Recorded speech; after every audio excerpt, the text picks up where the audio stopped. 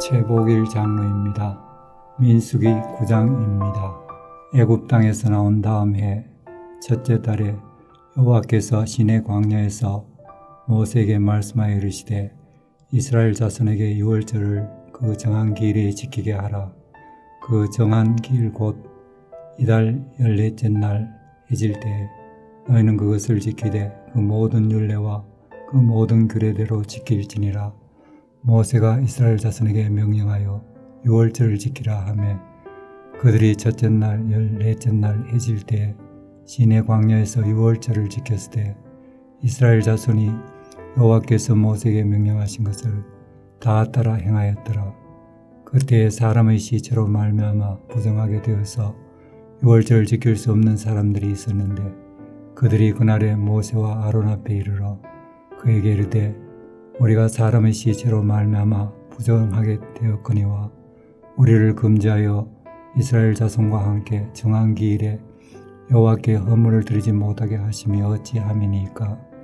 모세가 그들에게 이르되 기다리라. 여호와께서 너에게 대하여 어떻게 명령하시는지 내가 들으리라.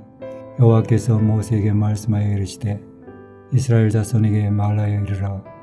너희나 너희 후손 중에 시체로 말미암아 부정하게 되든지 먼 여행 중에 있다 할지라도 다 여호와 앞에 마땅히 유월절을 지키되 둘째 달 14째 날 해질 때 그것을 지켜서 어린 양의 무교병과 순나물을 아우러 먹을 것이요 아침까지 그것을 조금도 남겨두지 말며 그 뼈를 하나도 꺾지 말아서 유월절 모든 율례대로 지킬 것이니라.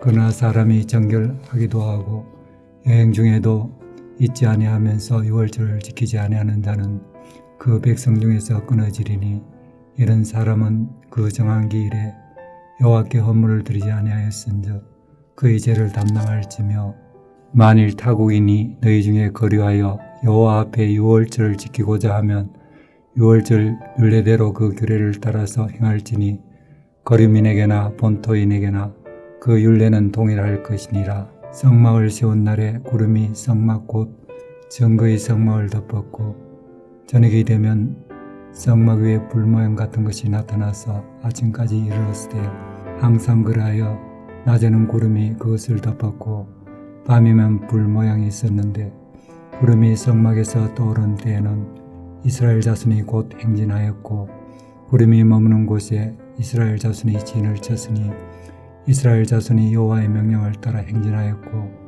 여호와의 명령을 따라 진을 쳤으며 구름이 성막 위에 머무는 동안에는 그들이 진영에 머물렀고 구름이 성막 위에 머무는 날이 오릴 때에는 이스라엘 자손이 여호와의 명령을 지켜 행진하지 아니하였으며 혹시 구름이 성막 위에 머무는 날이 적을 때에도 그들이 다만 여호와의 명령을 따라 진영에 머물고 여호와의 명령을 따라 행진하였으며 혹시 구름이 저녁부터 아침까지 있다가 아침에 그 구름이 떠오를 때에는 그들이 행진하였고 구름이 밤낮 있다가 떠오르면 곧 행진하였으며 이틀이든지 한 달이든지 1년이든지 구름이 성막 위에 머물러 있을 동안에는 이스라엘 자손이 진영에 머물고 행진하지 아니하다가 떠오르면 행진하였으니 곧 그들이 여호와의 명령을 따라 진을 치며 여호와의 명령을 따라 행진하고 또 모세를 통하여 이르신 여호와의 명령을 따라 여호와의 직임을 지켰더라.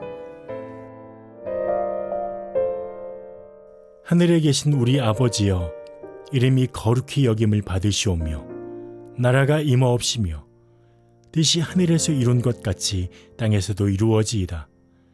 오늘날 우리에게 일용할 양식을 주옵시고 우리가 우리에게 죄 지은 자를 사하여 준 것 같이 우리 죄를 사하여 주옵시고 우리를 시험에 들게 하지 마옵시고 다만 악에서 구하옵소서. 대개 나라와 권세와 영광이 아버지께 영원히 싸움나이다. 아멘.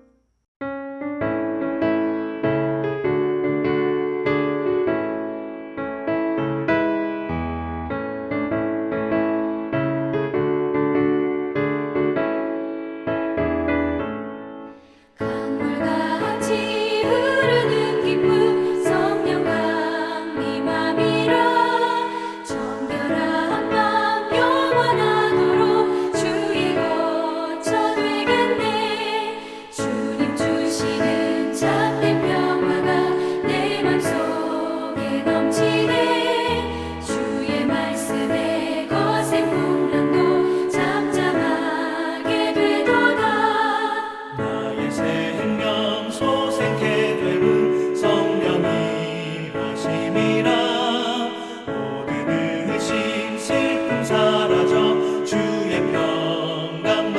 넘치네 주님 주시는 참된 평화가 내 맘속에 넘치네 주의 말씀에 거센 풍랑도 잠잠하게 되도다 하늘에서 담비 내리고 햇빛 찬란함같이 우리 마음에 성령이 많이 주님 보내심이라 주님 주시는 참된 평화가 내 맘속에 넘치네 주의 말씀에 거센 풍랑도 잠잠하게 되도다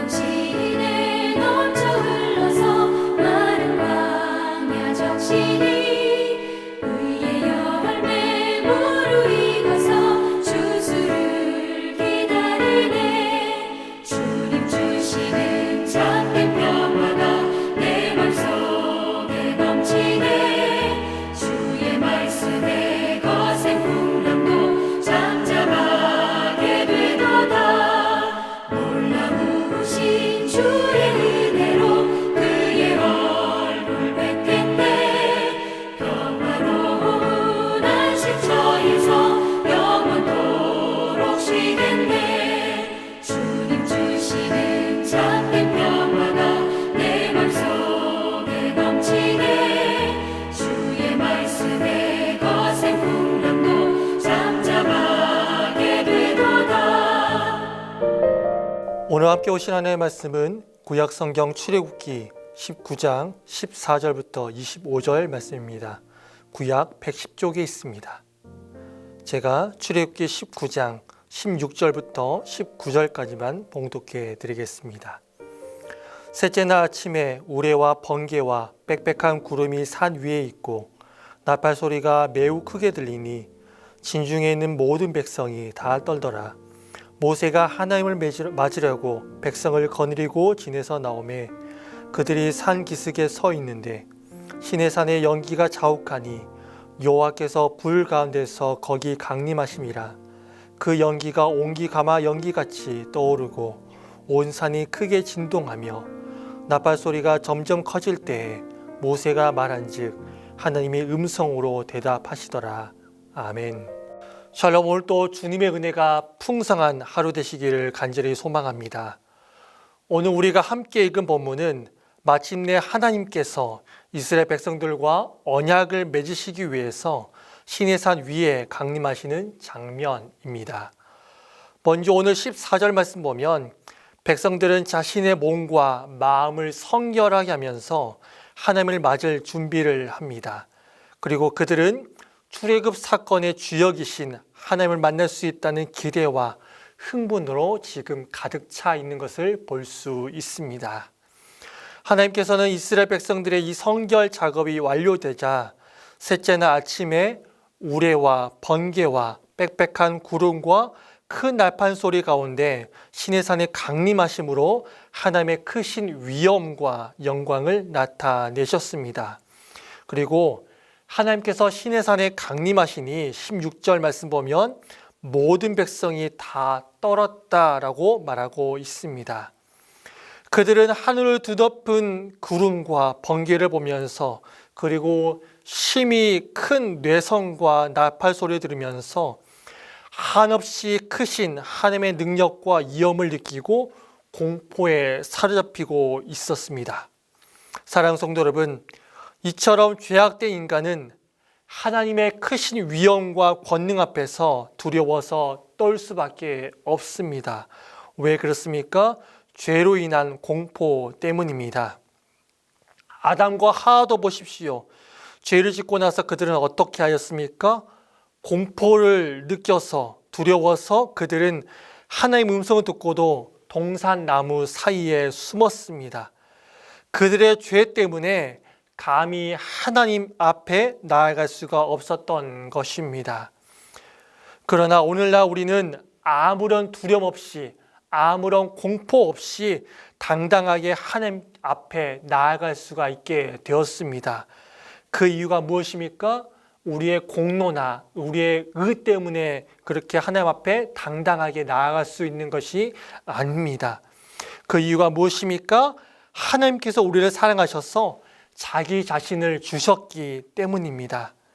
그렇습니다. 죄인된 우리가 하나님 앞에서 당당하게 나아갈 수 있는 것, 그리고 그와 더불어서 교제하며 화평을 누리면서 하나님을 예배할 수 있는 것, 그리고 우리가 하나님을 아빠, 아버지라고 부를 수 있는 이유는 바로 하나님께서 우리를 위해서 자신의 하나뿐인 외아들 예수 그리스도를 보내시고 우리는 그분의 구속의 피로 말미암아 우리는 하나님께 담대하게 나아갈 수가 있게 된 것입니다.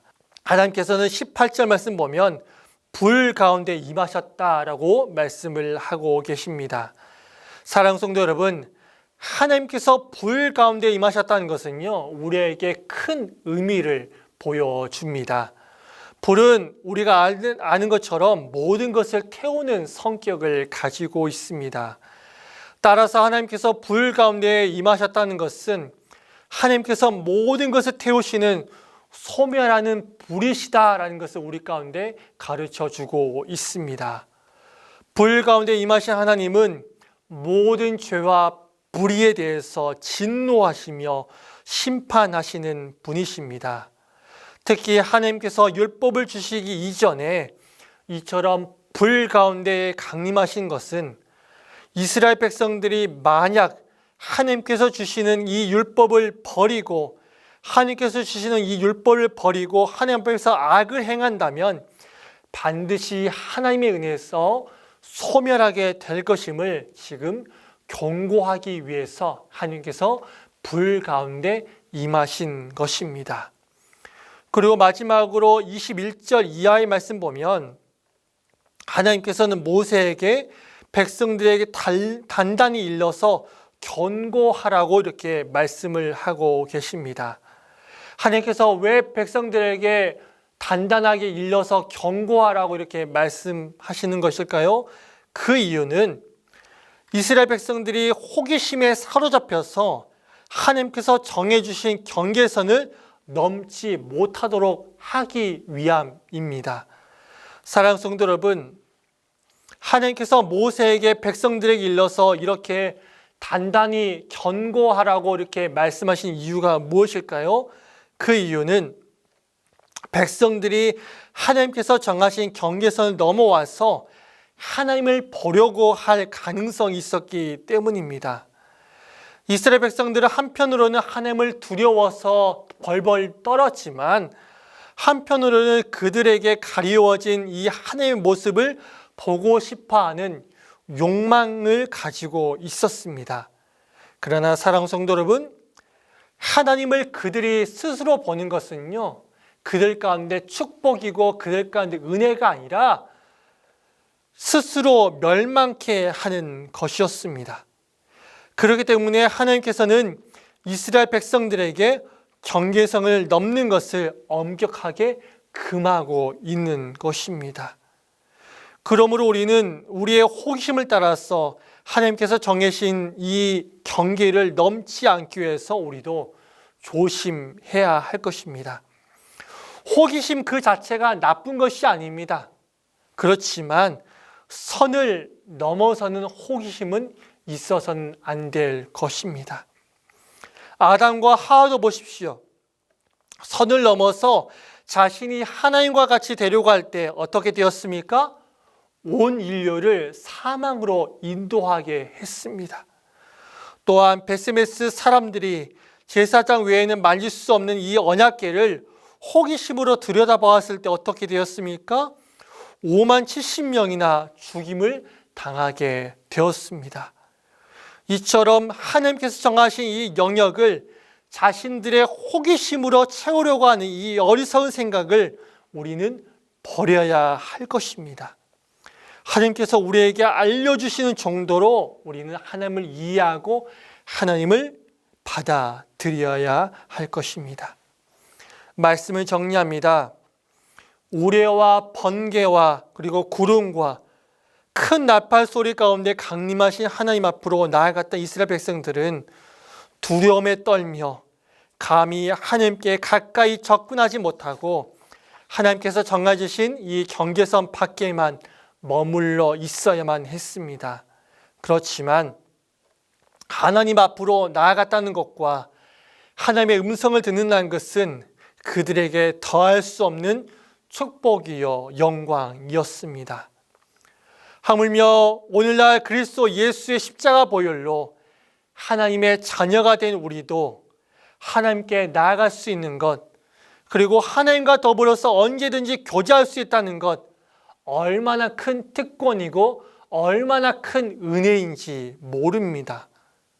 여러분은 그렇다면 이 특권과 이 은혜에 얼마나 감격하며 얼마나 감사하고 있으십니까?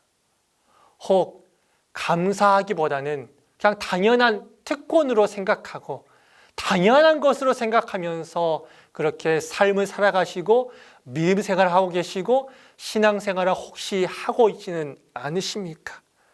그런 어리석은 자가 되지 않기를 바랍니다. 정말로 원하고 소망하기는 하나님의 보좌 앞에 더욱 가까이 나아가서 그 안에서 참된 기쁨과 만족을 누리며 날마다 하나님께 주신 이 특권, 하나님께서 늘 날마다 우리까지 주신 이 은혜, 날마다 감사하며 감격하며 하나님을 찬양하는 자들이 다 되시기를 주의 이름으로 간절히 축원합니다. 기도하겠습니다. 하나님 아버지, 예수 그리스도의 십자가 보혈로 하나님의 자녀가 된 것 얼마나 큰 특권인지 모릅니다. 그리고 얼마나 큰 은혜인지 모릅니다. 하나님 아버지, 우리가 이 특권과 은혜에 늘 감격하며 늘 감사하며 살게 하여 주시옵소서. 이스라엘 백성들처럼 하나님의 보좌 앞에 더욱 가까이 나아가서 그 안에서 참된 기쁨과 만족을 누리는 자들 되게 하여 주시옵소서. 날마다 하나님을 찬양하고 하나님을 예배하는 자들이 다 되게 하여 주시옵소서. 감사드리며 예수님의 이름으로 기도합니다. 아멘.